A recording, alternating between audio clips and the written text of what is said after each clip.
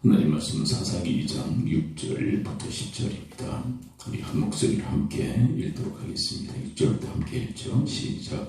전에 여호수아가 백성을 보내 이스라엘 자손 각기 그들의 기업으로 가서 땅을 차지하였고, 백성이 여호수아가 사는 날 동안과 여호수아 뒤에 생존한 장로들 곧 여호와께서 이스라엘 위하여 행하신 모든 큰 일을 본 자들이 사는 날 동안에 여호와를 섬겼더라.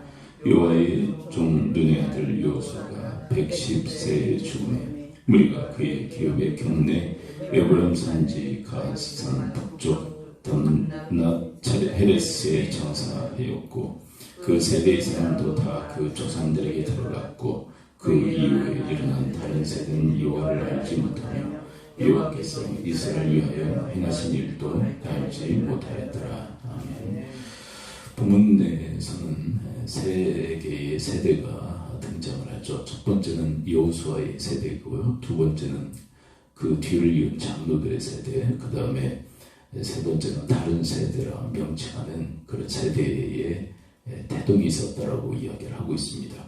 여호수아는 너무나도 잘 알고 있는 인물이죠. 모세의 후계자로서 가나안 정복, 가나안 땅을 차지하는 일에 있어서 선조주자의 역할을 했던 그런 믿음의 인물이었습니다.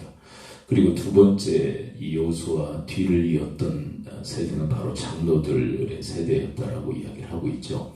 이 장로들의 세대는 특징이 뭐냐면 하나님께서 큰 일을 행하심을 목도하고 알았던 그런 세대였다. 그러니까 그들은 직접 경험을 통해서 하나님을 아는 세대였다라고 이야기를 하고 있죠. 근데 그 아는 것이 왜 중요하냐면 여기서 말하는 이 알문 지식적 알미 아니라 실제적 체험적 알미죠. 하나님을 그냥 아는 거죠. 어떻게 보면 그들은 철저히 몸으로 경험해서 하나님을 안 그런 세대. 근데 그 아는 게 왜 중요하냐면 알 때 바로 섬김이 가능했기 때문이죠. 본문 7절을 함께 읽어볼까요? 여호수아 세대, 그리고 장로들의 세대의 그 특징에 대한 이야기입니다. 7절 다시 읽습니다. 시작.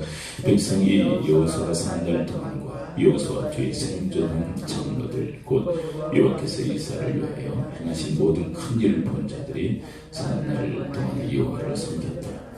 보았기에 직접 경험했기에 하나님을 알았던 이 두 세대, 여호수아 그리고 장로들의 세대는 여호와를 섬겼던 그런 세대라고 이야기를 하죠. 근데 비극이 무엇이냐면 그 뒤를 이었던 3세대는 하나님을 알지 못하고 그분의 행하신 일도 알지 못하던 세대가 등장했다고 이야기합니다. 여호수아도 가고 장로들도 다 갔습니다. 근데 그 다음에 태동한 그 3세대, 10절에서 바로 그 3세대에 대한 이야기를 하고 있죠. 10절은 함께 읽어볼까요? 시작. 그 세대의 사람도 다 그 조상들에게 돌아갔고, 그 위에 일어난 다른 세대는 여호와를 알지 못하며 여호와께서 이스라엘 위하여 행하신 일도 알지 못하였더라. 여호수아와 장로들의 세대와 너무나도 땅판인 그런 세대가 등장했다고 이야기를 하고 있죠. 적어도 장로들의 세대까지는 하나님을 직접 경험을 통해서 알고 있었기에 하나님을 잘 섬겼던 그런 세대였다면, 이 3세대, 이 다른 세대는 하나님을 알지 못하고 그분의 행하신 일도 알지 못하는 그런 세대가 등장하게 되었다라고 이야기를 합니다. 어떤 분은 우리 한국교회가 바로 이와 같이 지금 진행되고 있다라고까지 이야기를 하는데, 크게 과언은 아니라고 생각을 해요. 우리 지금 1세대가 지나갔고, 그 다음 2세대가 지금 지나가고 있죠. 우리 한국교회의 어떤 토대, 그리고 어떤 기초를 놓았던 세대, 그리고 그 뒤를 이었던 믿음의 세대가 지나가면서 지금 3세대가 지금 이렇게 전개되어지고 있는데, 이런 다른 세대의 어떤 그 모습과 지금 우리 한국교회의 모습이 너무나도 흡사 닮아 있다는 거죠. 그러니까 지금 당대가 장로들의 세대라면, 그 다음에 우리 장로들의 세대가 지나가면 무서운 그런 세대의 등장이 불보듯이 뻔한데, 그 다른 세대가 지금 우리의 바톤을 이어받을 그런 조짐이 너무나 크다는 거죠. 근데 왜 이 3세대, 이 다른 세대의 위험성이 뭐냐면 아까 이야기한 것처럼 하나님을 알았던 뭐 직접 경험을 했건 간접 경험을 했건 하나님을 아는 세대는 반드시 하나님을 섬기게 돼 있어요.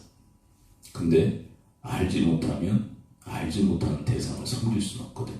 그래서 결과가 뭐냐면 이들은 하나님을 섬길 줄 몰라요.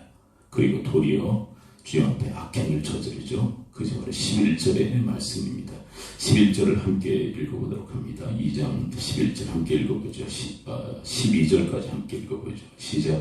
이스라엘 자손이 여호와의 목전에 악을 행하여 바알을 섬기며 애굽 땅에서 그들을 인도해 계신 그들의 조상들의 하나님 여호와를 버리고 다른 신들 곧 그들이 있는 백성의 신들을 따라 그들에게 절하여 여호와를 신노하시게 하였으되.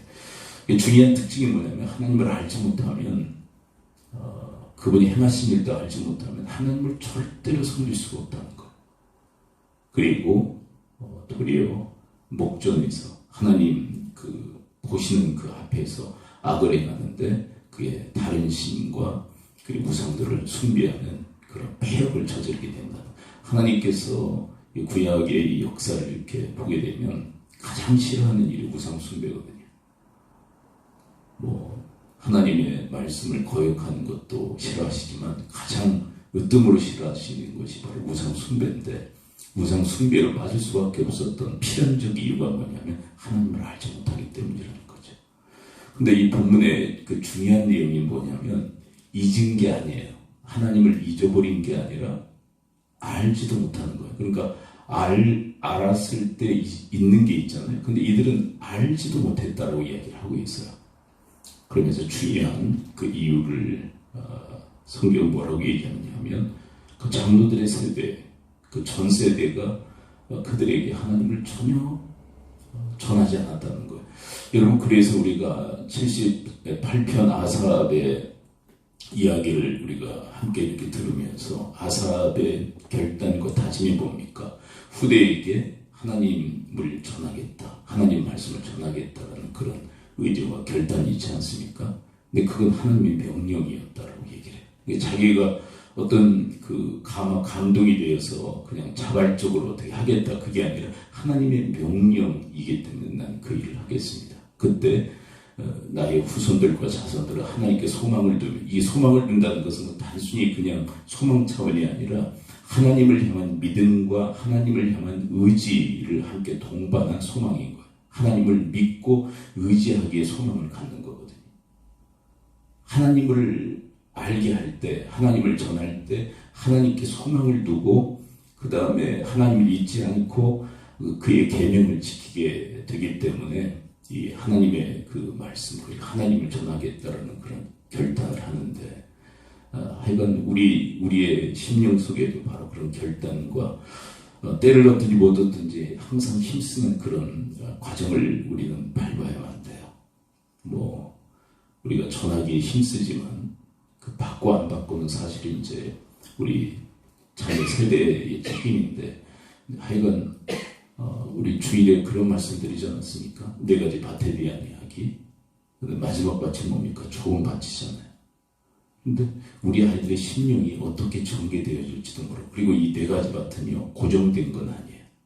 돌짝이라고 영원히 돌짝도 아니고요, 길가라고 해서 영원히 길가도 아니고, 가시덩굴이라고 해서 영원히 가시덩굴 아니에요. 하나님께서 돌을 제거하시면 옥토가 되는 거고요, 가시덩굴을 제거하시면 옥토가 되는 거예요. 길가를 제거도 하나님이 기경에서 엎어버리시면 그 심령도 옥토가 되는 거예요.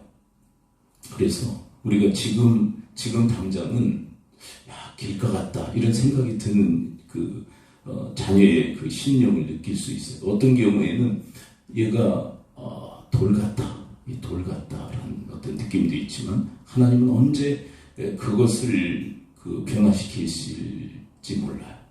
그래서 우리가 해야 될 일은 힘써 전하는 것뿐이죠.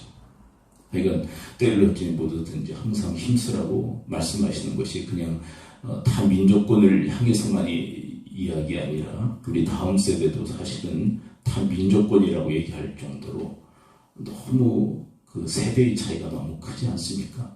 그리고 타 민족권이라고 했을 때 사실 그 복음화율에 대한 이야기를 하거든요. 복음화율이 상당히 그 낮은 그 대상이 선교의 대상 적극적 선교의 대상이라고 얘기하는데 우리 자녀 세대는 바로 그런 세대가 되어버렸어요. 너무 복음화율이 너무 떨어지는. 근데 그 왜 그럴까? 이 사사기의 고민과 지금 우리 시대의 고민이 거의 맞아떨어져요. 1세대, 2세대가 지금 지나가면서 3세대의 태동을 보고 있는데 이런 정확히 이 10절의 이 모습과 너무 흡사 닮아있기 때문에 그럼 어떻게 할 것인가? 아이들만 탓할 게 아니라 우리가 그 아삽의 그 다짐과 고백처럼 힘써 여호와를 하나님을 전하기로 그리고 결과는 맡기고 근데 그 결과까지 우리가 어떻게 해보려고 그러니까 너무 그 힘들어지고 결과까지 우리가 어떻게 해보려고 하다 보니까 거칠어지는 것 같아요. 근데 그걸 좀 내려놓고 결과는 하나님께 맡기고 여러분들이 할 그 영역에서 하나님과 아름다운 그런 통역의 삶이 있을 수 있게 되기를 축원을 드립니다.